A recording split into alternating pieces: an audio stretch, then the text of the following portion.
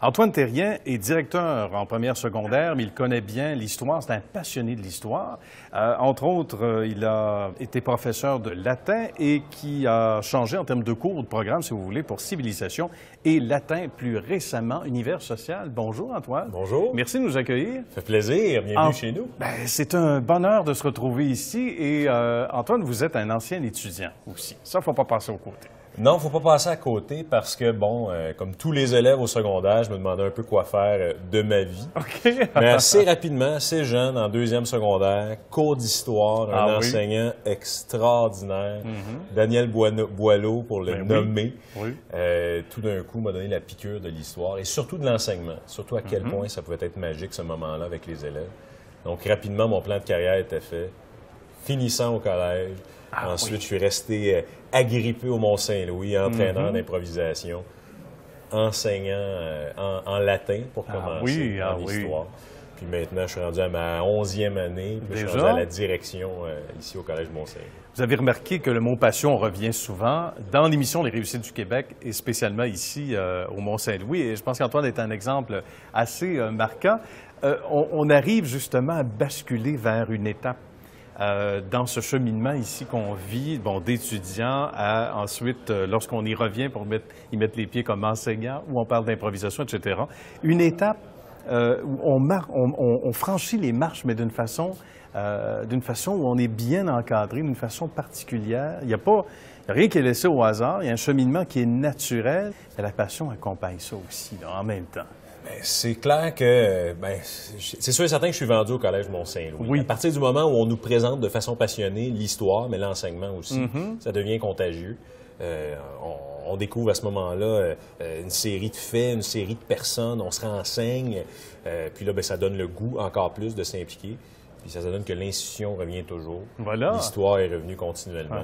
C'est palpitant. Ça donne des résultats fascinants. Et qui de mieux placé pour enseigner que quelqu'un qui est déjà justement passionné et qui a eu ce coup de foudre vis-à-vis en termes d'enseignement? C'est une piqûre. Quand on parle à ces jeunes et moins jeunes, il y a toujours un professeur qui les a marqués. Tout à fait. Puis je pense que c'est important aussi dans le cheminement d'un élève, particulièrement au secondaire, de voir des modèles. Oui. Ça donne que Daniel Boileau, bon, qu'on nomme, ça a été un bon modèle pour plusieurs, même de mes amis, de mes collègues, d'autres anciens du collège, mais tout le monde finit par en avoir, de ses profs, monsieur un tel, madame une telle, dont on se souvient pendant longtemps. Oui. Ces gens ont marqué notre parcours, puis c'est ce qui s'est passé. Il y a un programme assez unique également, ici, dont il faut absolument parler en terminant, Antoine, qui, en tout cas, à ma connaissance, semble être assez, justement, non seulement distinct, mais probablement qu'on est ici entre les murs d'un établissement qui est le seul à l'offrir, sauf erreur. Parlez-nous de cette particularité, entre autres. Bien, en effet, en tant qu'élève, j'avais suivi des cours de latin ici au collège. Ensuite, comme enseignant, on m'a proposé de donner le cours de latin. Il restait peu d'écoles au Québec qui l'enseignaient encore. Et c'était très agréable, les élèves appréciaient, mais la partie qu'ils préféraient dans le cours, c'était la partie historique. Les grands mythes fondateurs, fondation de Rome, l'histoire de Rome.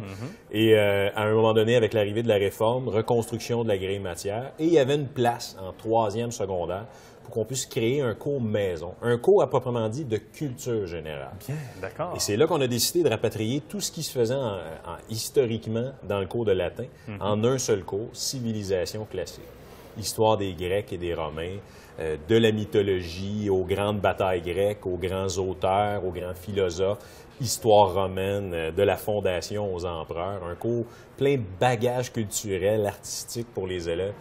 Très plaisant à enseigner. Sans doute, oui. Et selon ce que disent les élèves, très plaisant à suivre aussi. J'imagine. On actualise les expressions de l'époque également. Tout à fait. On se les approprie et ça nous aide à mieux saisir ce qui s'est passé dans une époque lointaine, évidemment, mais qui doit rester frais à la mémoire.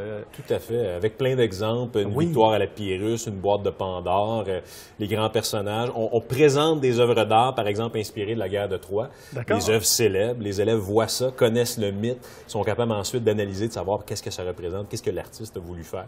Ça donne un certain bagage. Ensuite, on voyage un peu partout, on va dans les musées, puis on sait de quoi on parle. Voilà. C'est quelque chose qui est essentiel. Bien. Bien, Antoine, continuez justement de livrer cette passion auprès des étudiants qui, à leur tour, peut-être pour certains d'entre eux, deviendront des enseignants ou directeurs ici du Mont-Saint-Louis, sait-on jamais. Espérons. Merci infiniment. Merci beaucoup. Ça fait un plaisir.